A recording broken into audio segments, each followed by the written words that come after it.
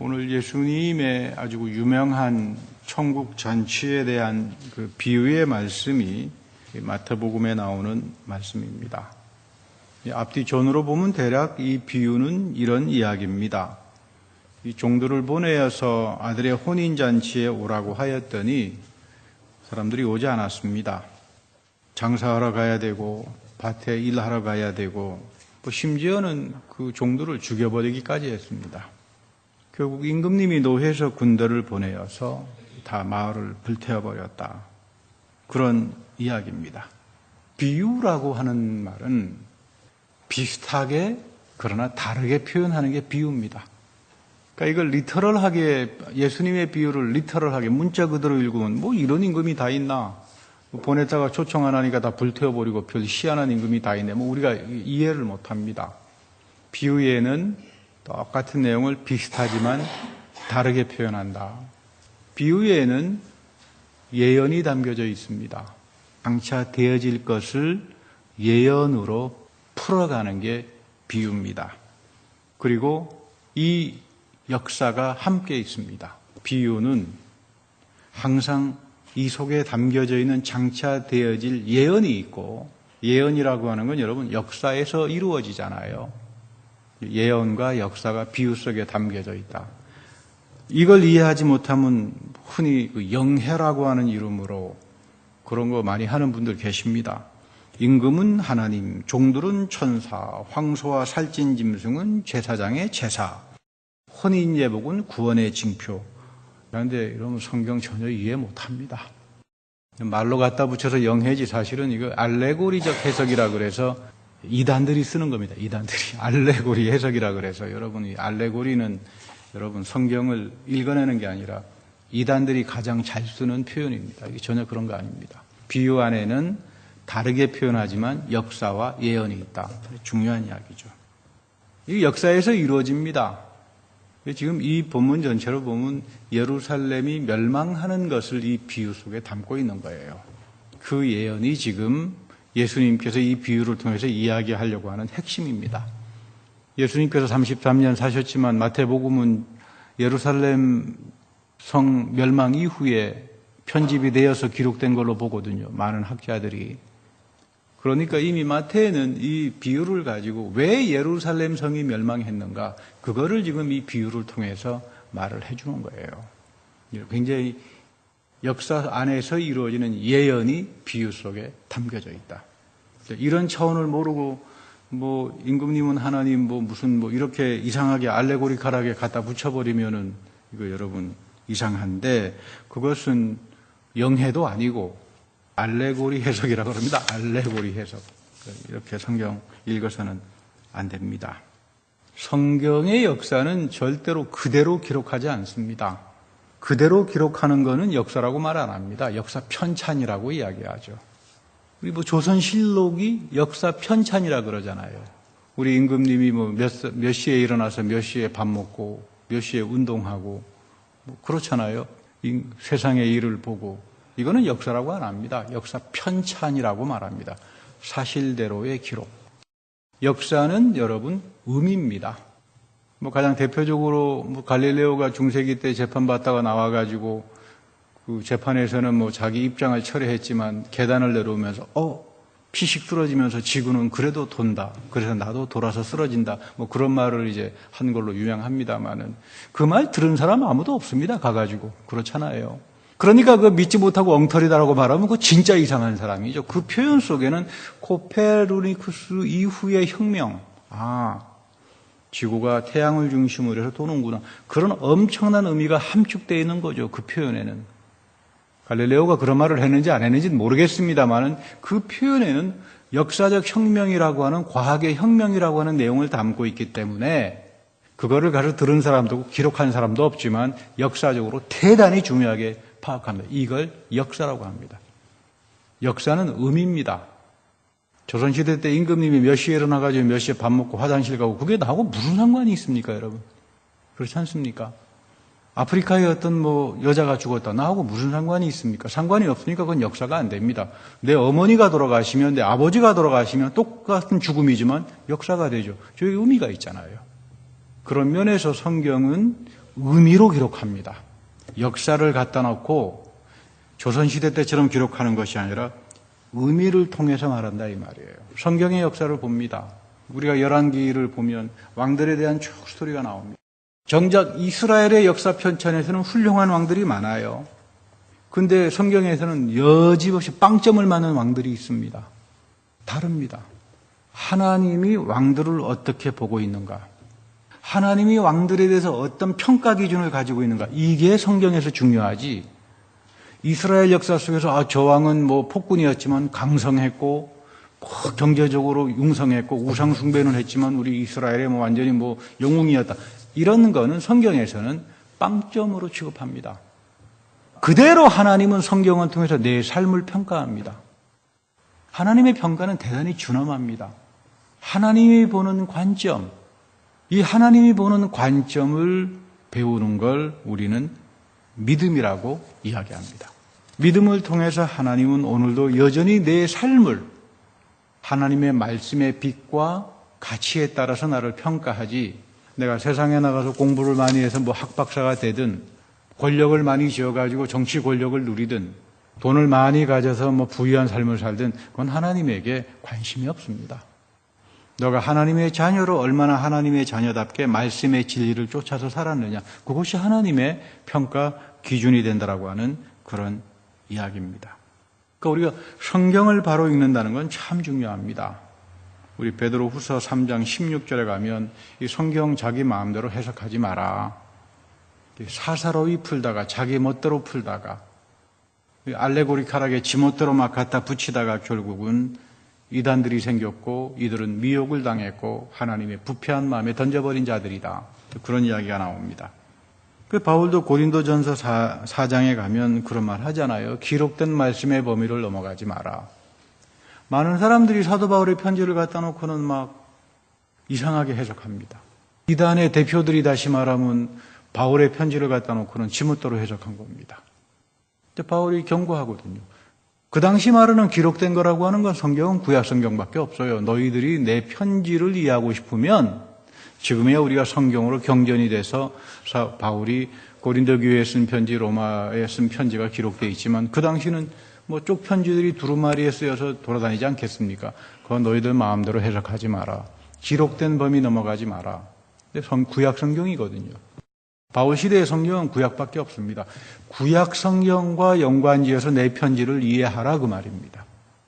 그 당시에 바울의 편지에 보니까 율법에 대한 비판이 나오니까 야 이제는 구약이 필요 없다. 구약 다 없애버리자. 바울이 그랬다. 율법 무용론주의자들. 이제는 더 이상 율법 필요 없다. 누가 그런 말 했느냐. 사도 바울이 그런 말 했다. 그러니까 바울도 희한하지 않겠습니까? 기록된 범위 넘어가지 마라. 구약과 더불어 내 편지를 이해하라. 그 이야기입니다. 그래서 우리가 성경 전체를, 신구약 전체를 통해서 그 뜻을 파악하는 거. 오늘 우리가 성경 공부 시간에도 하나님의 섭리가 뭐고 하나님의 심판이 뭐고 악과 하나님의 선하심은 뭔가를 우리가 배웠습니다만 성경 전체를 통해서 우리가 배우잖아요. 그래야 우리가 건전하게 하나님의 진리에 도달하게 됩니다. 그러니까 우리가 성경을 읽으면서 신앙생활을 하면서 두 가지를 피해야 되는데 하나는 너무 자기식 고집대로 가는 겁니다. 베드로 유형이라고 그러죠. 베드로는 외경인 베드로 복음을 읽어보면 굉장히 못 말리는 사람이에요. 우리식으로 말하면 성격도 급하고 모든 게 다 자기식이에요. 자기 멋대로 합니다. 그래서 실패합니다. 베드로처럼 가면 실패하는데 예수님께서 다시 베드로를 찾아갑니다. 우리 부활하신 주님이 사랑이 많으시니까 찾아갔겠지. 정확하게 말하면 예수님이 약속하잖아요, 베드로에게. 너의 고백 위에 나의 교회를 세우겠다. 그 약속 지키기 위해서 찾아간 겁니다. 베드로는 항상 예수님께서 하신 약속에서 빗나간 사람입니다.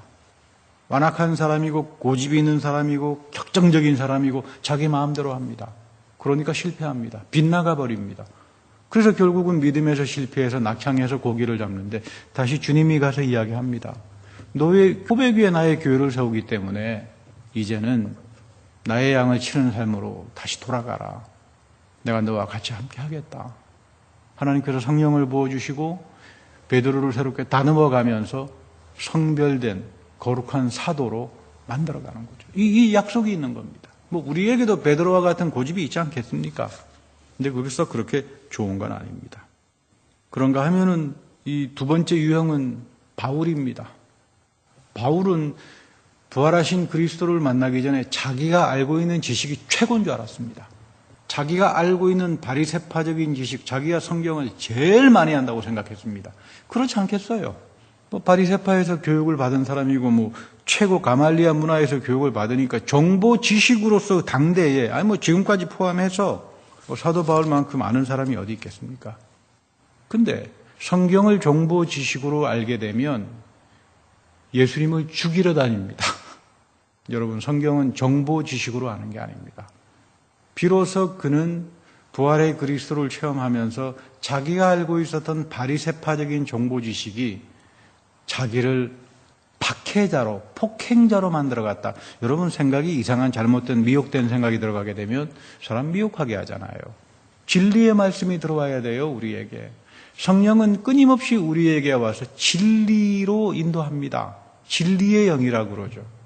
그래서 성령의 음성을 듣는다라고 하는 말은 다른 말로 말하면 깨닫게 한다 그런 말이에요. 신앙생활하면서 여러분 깨달음이라고 하는 게 굉장히 중요합니다. 누가 깨닫습니까? 우리가 언제 깨닫습니까? 성령께서 말씀을 통해서 우리에게 지혜를 주셔야 깨닫습니다. 평소에는 나는 이 말씀을 이렇게 생각하고 살았는데 그게 아니었구나. 성경 전체에서 읽어보니까 이 말씀의 뜻은 전혀 그런 뜻이 아니었구나. 나도 모르게 순간 지혜가 오잖아요.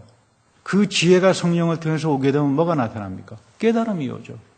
이걸 가리켜서 성령께서 우리에게 말씀하셨다 이렇게 말하는 겁니다. 바울은 지혜를 가기 전까지는 가말리아 문화에서 최고의 율법에 대한 지식을 가지고 있었지만 율법 교사로서 오히려 그것이 이 사람을 죄를 짓게 만들었고 교만하게 만들었고 결국은 폭행자로서의 삶을 살아가게 합니다. 빅터 프랭클이라고 하는 분이 있습니다. 이분이 유명한 정신과 의사인데요. 비엔나 출신입니다. 오스트리아 비엔나 출신인데 이 비엔나가 가톨릭 국가입니다. 그리고 당시 히틀러 당시에 반유대주의, 유대인들을 죽이는 그 반유대주의가 대단히 팽배했습니다. 뭐 역사적으로 보면은 교황 비후 9세가 가톨릭 1932년도에 히틀러하고 비밀 협약을 맺죠. 유대인 죽이는데 우리가 협조하겠다. 그래서 가톨릭 교회가 유대인을 죽이는데 굉장히 큰 서포트를 합니다. 물론 오늘날 대부분 가톨릭은 이야기 안 합니다. 양심적인 가톨릭 신학자들이나 이런 말을 하지. 사실입니다. 그래서 이 오스트리아도 가톨릭 국가였기 때문에 유대인들이 살아남을 수 없었는데 빅터 프랭클이라고 하는 분이 유대인이에요. 할머니가 이제 유대인이었기 때문에. 근데 유명한 정신과 의사입니다. 그래서 이 사람이 포로 수용소에 들어갑니다. 포로 수용소에 갇혀가지고 겨우 살아나는데 이분이 포로 수용소에서 체험한 거를 책으로 쓴 게 있어요. 이분이 정신과 의사이기 때문에 이제 그 포로 수용소에서 체험한 내용을 가지고 새로운 요법을 만들었는데 그게 의미요법이에요. 사람은 의미가 없으면 죽는다. 감옥에 들어가 봤거든요. 제일 먼저 죽는 사람이 보니까 어떤 사람이냐면 공부 많이 한 사람이에요. 제일 먼저 죽어요. 대학 교수했다는 사람들, 교수 학박사 했다는 사람들 맨 먼저 죽습니다. 왜냐하면 머리가 똑똑하니까 더 희망이 없구나. 그래서 자살합니다. 포로 수용소에 들어가 보니까 맨 처음 죽는 사람들이 지식이 제일 많은 사람들이더라. 그러니까 여러분 이거 지식이라고 하는 게 참 허탄합니다. 지식을 쫓아가지 마세요. 우리는 지혜를 쫓아가야 합니다. 하나님의 말씀은 지식이 아닙니다. 영적 지식은 지혜입니다. 지혜. 하나님을 바로 알게 하는 게 영적 지식이지 하나님을 바로 알지 못하는 사람들에게 정보 지식이라고 하는 건 여러분 허탄합니다. 그런가 하면 자연과학자입니다. 똑똑하거든요. 이거 내 희망 없다 내가 죽겠구나. 그래서 그분의 책을 보면 화장실에 들어가서 이 자연과학자가 자해를 해가지고요. 피가 줄줄줄 흐르는 그 장면을 보면서 왜 사람은 저렇게 아직 앞으로 될 일이 어떻게 될 일도 모르는데 미리 낙담하고 죽는가. 근데 빅터 프랭클이 본 거는 사는 사람들이 있어요. 그 포로 수용소에서 사는 사람들이 있는데 놀라워요. 이 사람들은 많이 배운 사람도 아닙니다. 믿음이 있는 사람들이에요. 그래서 프랭클이 그런 말을 합니다. 하나님은 산자의 하나님이다. 하나님은 살아있는 자들의 하나님이다. 죽은 자들의 하나님이 아니다 이 말이에요. 우울증으로 미리 좌절해가지고 소망을 다 잃어버려가지고 자살하고 죽어가는 그런 하나님이 아니라 믿음 안에서 살아있는 자들의 하나님이다. 이스라엘의 하나님은 산자의 하나님이다. 그게 그겁니다. 그거 상당히 중요한 말입니다. 오늘도 하나님은 살아있는 사람을 찾아옵니다. 두 마음을 품고 좌절 가운데 있고 우울하게 생각하고 이런 사람들에게 하나님은 살아있는 자들에게 하나님이 살아있는 하나님이 되지 이런 자들에게 하나님이 되지 않는다고 말이죠. 믿음 속에서 하나님을 사모하고 하나님으로부터 오는 은혜와 소망을 끊임없이 사모하며 살아가는 이런 살아있는 사람들, 이런 살아있는 사람들에게 하나님은 생명을 허락하고 약속을 지켜가고 새로운 인생으로 바꿔간다. 그래서 이 빅터 프랭클의 가장 중요한 것은 의미는 어디에서부터 오는가? 의미는 믿음에서부터 온다. 이분이 프랭클이 나중에 이제 포로 수용소에서 나와가지고 캘리포니아에 있는 유명한 병원에서 이제 프랙티스 정신의과 의사로서 이제 큰 그 역할을 합니다만은 이분의 이제 그 요법을 로고테라피라고 말합니다. 의미 요법이다. 의미는 누가 있는가? 믿음을 가진 사람들만이 의미를 갖는다. 근데 중요한 건 우리가 의미라고 하는 말은 내가 갖다 붙이는 게 아닙니다. 성경을 읽어보면 의미는 내가 내 마음대로 갖다 붙이는 게 의미가 아니라 하나님의 말씀의 빛이 우리에게 드러날 때 의미를 줍니다. 여러분 이거 뒤바꿔서 생각해야 돼요. 뭐 의미라 그러니까 내 멋대로 내 생각대로 갖다 붙이면 의미 있겠구나. 그건 여러분 의미가 아니에요. 그건 편견입니다. 성경에서 말하는 의미라고 하는 건 하나님이 성경 안에서 우리에게 뭐라고 말하는가? 빛으로 드러나잖아요. 진리로 드러나잖아요. 이거를 믿음을 가지고 파악하는 걸 뭐라고요? 믿음이라고 한다 이 말이에요. 하나님이 약속을 했습니다. 하나님께서 이 약속을 신실하게 지켜갑니다. 성경을 통해서 보면 이런 신실하심이 나에게도 오겠구나. 그 하나님의 신실하심이 나에게 이어질 때 그것을 우리는 의미라고 이야기하는 거죠. 성경의 역사는 의미입니다. 아주 중요합니다. 오늘 나에게 아무리 여러분 하나님의 말씀이 아름답고 좋은 거라고 그러지만 내 삶 속에 이어지지 않고 나하고 상관이 없는 거라면 아무리 하나님께서 모든 것들을 합력하여 선을 이루게 하고 형통하게 하는 형통의 축복이 있다고 그러더라도 내가 그 의미를 잡아내지 못하고 내 삶 속으로 이어가지 못하면 뭐 아무런 소용이 없잖아요. 성경에 대한 정보 지식이라고 하는 건 여러분 허탄한 겁니다. 우리를 잘못된 길로 인도하고 미혹된 길로 인도할 수 있어요. 의미를 통해서 하나님에 대한 바른 지식을 배우는 겁니다. 오늘 마태복음 본문에 보면 임금님의 초청은 사실 여러분 아무에게나 주어지는 게 아니죠. 초청은 특별한 관계가 있습니다. 초대받을 만한 자격이 있죠. 임금님이 저에게 혼인잔치에 초청이 온다면 그냥 왔겠습니까? 제가 뭐 임금님의 초청을 받을 만한 자격이 있는 사람이라고 하는 거죠. 우리 결혼식에도 그렇잖아요. 아무에게 뭐 와서 뭐 그 결혼식 초청 안 하잖아요. 특별한 관계가 있을 때에.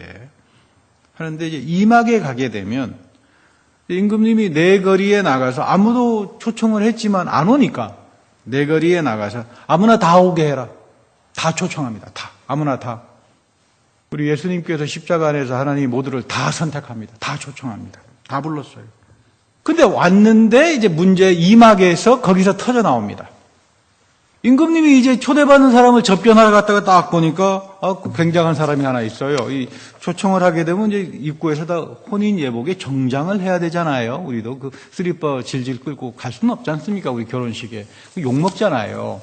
특히 연날이니까 결혼식에 왔으면 결혼식에 참석할 수 있는 예복을 다 주는데 입구에서 그거 떡하니 놔두고 괜찮아 그러고 아마 이제 뭐 런닝샷으로 그냥 온 사람이 하나 있었던 모양이죠. 그러니까 임금님이 하도 기가 막혀가지고 넌 무슨 배짱이 있어가지고 이렇게 임금님이 준 혼인 예복을 거절해가지고 왔느냐 이제 이야기입니다. 아주 베드로 같은 사람이죠. 막무가내식으로 와가지고 이제 앉아 있는 겁니다. 그래서 결국 임금님은 저 사람 손발 묶어가지고 바깥 어두운 데 내보내버려라. 거기서 슬피 울면서 이를 갈았다. 근데 여러분, 이를 갈았다라고 하는 말은 물론 뿌드득 해가지고 우리나라 표현 말에는 원망을 했다, 임금님을 원망했다 그렇게 생각할 수 있는데 원래 히브리 구약의 이 신약의 전통에서 이를 갈았다라고 하는 말은 후회했다 그 말입니다. 우리는 이를 갈면 넣었는데 두고 보자 이렇게 하는데 이 사람들은 문화가 다르다가 보니까 나 이 갈았어 그러면 치과에 가서 이 간 게 아니라 나 오늘 후회했다 이런 표현입니다. 우리 영어에도 보면 우리나라 말하고 표현이 다른 것들이 많잖아요. 이를 갈았다, 후회했다. 아이고 내가 임금님이 준 예복을 좀 입고 갈 걸 괜히 그냥 덜렁덜렁 수리바 신고 러닝셔츠 입고 내 가서는 안 되는데 후회했다 그런 말입니다. 후회하는 자가 되지 마라. 하나님께서 예수 그리스도 안에서 여러분들을 다 초청을 하는데 택함을 입지 못한 사람이죠. 후회합니다. 우리가 다 같이 신앙생활하고 교회 안에서 예배를 참석하고 복된 삶을 살지만 그 택함 받지 못한 사람들이 있어요. 자기 마음대로 자기 막무가내식으로 자기 생각대로 회심하기 전 베드로처럼 회심하기 전 바울처럼 자기 마음대로 가다가 결국은 이나 가는 후회나 하는 그런 인간이 돼서는 안 된다 그 말입니다. 오늘 이 마태의 비유 속에는 아주 깊은 신학의 통찰이 담겨져 있습니다. 하나님께서 누굴 초대했겠습니까? 이스라엘 백성을 초대했죠. 자기의 백성이잖아요. 회당, 예루살렘 성전, 이들은 초대에 응하지 않았습니다. 바리새파들, 말씀을 담당하는 사람들인데 초대에 응하지 않았습니다. 제사장들, 예수 그리스도를 보면서도 정작 그 초대를, 그 주님을 영접하지 않습니다. 다 권력과 돈에 눈이 멀었습니다. 제사장들은 성전을 섬기면서 나오는 돈에, 권력에, 그리고 바리새파들은 자기네가 알고 있는 잘못된 정보 지식에 예수 그리스도 안에서 하나님의 놀라운 새로운 구원의 새 언약의 초청의 잔치를 이 사람들은 다 거절해버린 겁니다. 결국 예수님은 세속적인 비즈니스와 장사의 소굴이 되어버린 예루살렘 성전을 뒤엎어버립니다.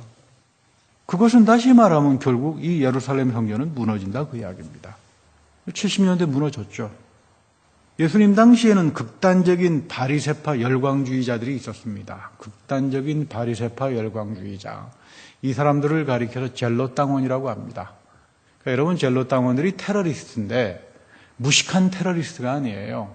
바리새파의 가르침으로 똘똘똘 뭉쳐진 테러리스트입니다.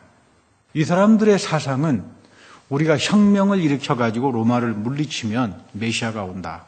그 메시아가 와서 예루살렘에서 천년왕국을 이룬다. 그래서 다윗에게 약속한 왕국의 영원한 왕국을 이어나갈 거다. 그 여러분 단순한 테러리스트가 아닙니다. 바리새파적 열광주의 가르침으로 한때 사도 바울도 이 가르침에 맹신했던 사람이죠. 메시아가 왔으면 당연히 예루살렘 성전에 천년왕국이 이루어지는데 무슨 십자가에 달리신 예수가 메시아냐. 그래서 예수 믿는 사람들을 박해하러 갔던 거죠. 이 사람들이 전쟁을 일으켰습니다. 초장 한 1년 동안은 좋았어요. 67년도에. 승리했습니다. 젤롯 당들이 승리합니다. 마지막 67년도에 네로가 베스피안이라고 하는 장군을 보내가지고 5개월 동안 예루살렘을 포위합니다. 그리고는 전부 다 불살라버립니다. 돌멩이 하나에 돌멩이가 다 뭉그러집니다. 완전히 실을 말리는데 마지막 74년도 마사다 전투, 그 마사다라고 하는 아주 천혜의 요소까지 거기까지 가서 이 사람들이 저항을 했는데 거기까지 완전히 몰락을 당하면서 110만 명이 죽어요. 유대인 110만 명. 그러니까 100만 명, 110만 명. 그리고 수많은 사람들이 노예로 끌려가죠. 멸망입니다. 지금도 로마에 가면 그 당시에 전쟁에서 승리한 기념을 한 부조가 있어요. 거기에 보면 로마의 병사들이 예루살렘에 들어가가지고 뭘 들고 나오는 장면이 있습니다. 그게 언약궤입니다. 언약궤. 예루살렘을 파괴한다면 언약궤를 들고 와서 만신전, 로마에 있는 만신전에 갔다면 그 부조가 지금도 있어요. 망합니다. 결국 하나님께서 메시아 그리스도를 보냈지만 잘못된 정보 지식에 있었던 바리새파들이나 세상의 정치 권력의 눈이 멀어서 부패한 마음을 가지고 있었던 제사장들이나 이스라엘 백성들은 이 예수를 배척합니다. 결국 심판으로 끝납니다. 마태는 예수님의 비유를 통해서 로마 전쟁이라고 하는 것은 하나님이 이스라엘에 대한 심판이다 이렇게 말해주는 겁니다. 그리스도의 말씀을 거절하고 잘못된 가르침을 쫓아가는 사람들은 결국 비참한 최후로 결국 미혹당하고 끝나게 돼 있다. 근데 재미있는 건 오늘 읽었던 호세아서의 이 부분이 대단히 중요합니다.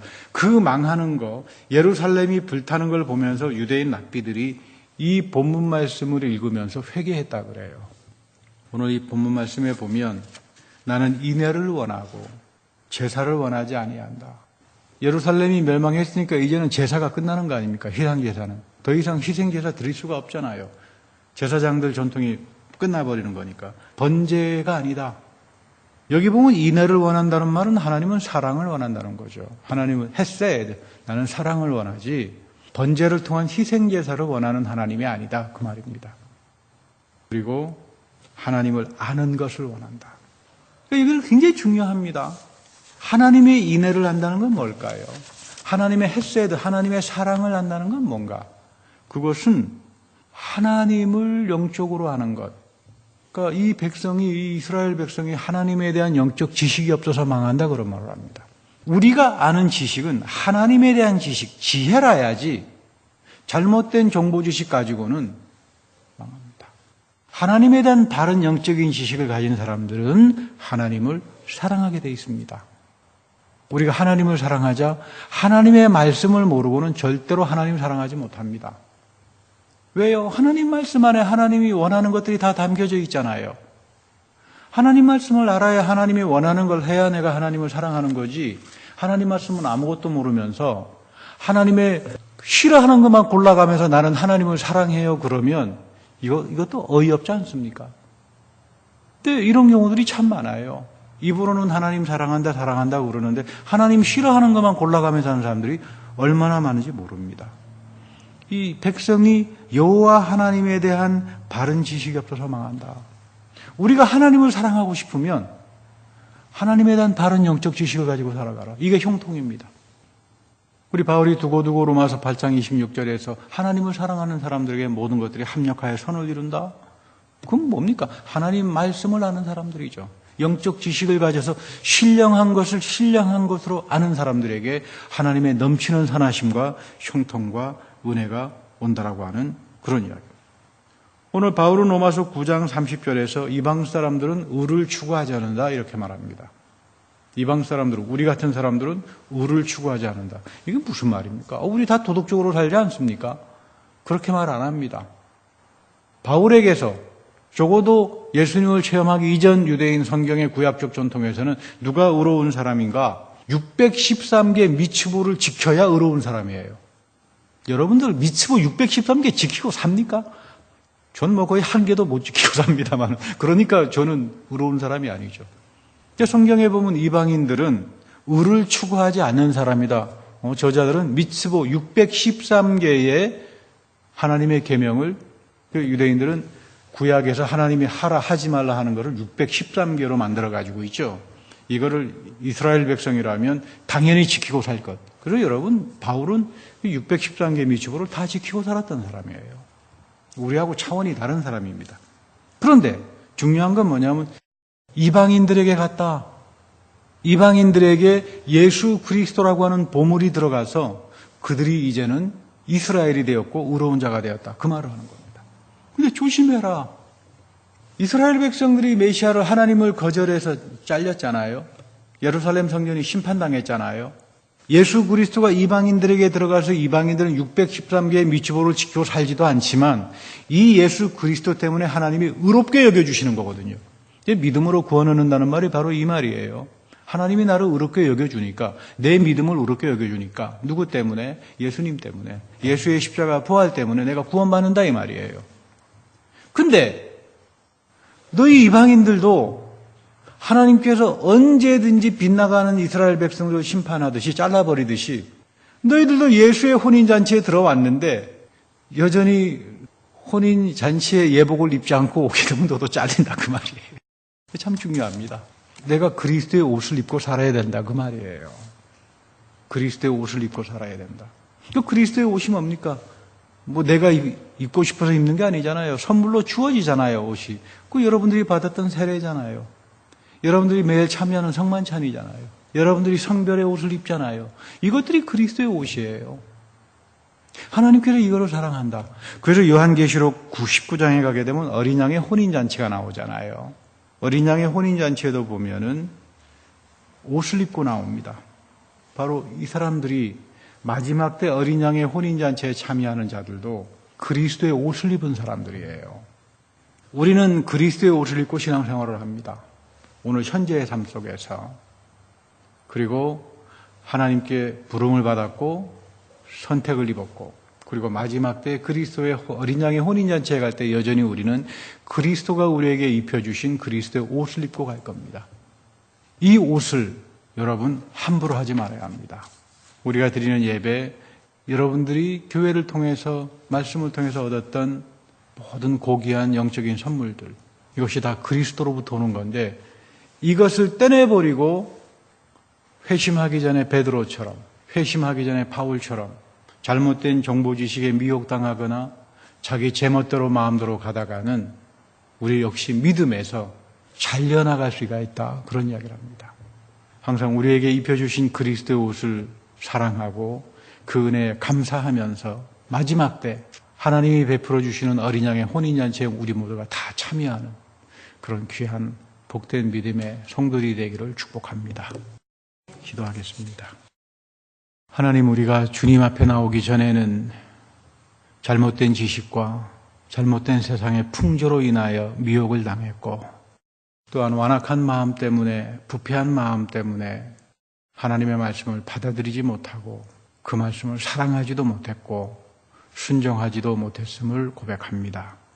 그러나 이제 예수 그리스도의 십자가 부활을 통해서 주님께서 우리를 불러주시고 저를 이제 그리스도의 옷을 입혀 하나님의 성도로 살아가게 하시는데, 내가 주님 앞에 마지막까지 이 그리스도의 옷을 사랑하며 오직 그리스도만을 사랑하며 그리스도만을 증거하는 그런 귀한 믿음의 성도들이 다 되어서 마지막 때 하나님께서 베풀어 주신 어린 양의 혼인잔치에 우리 모두가 다 참여하는 그런 귀한 성도들이 다 되게 하옵소서. 우리 구주 예수 그리스도의 이름으로 감사하며 기도드립니다. 아멘.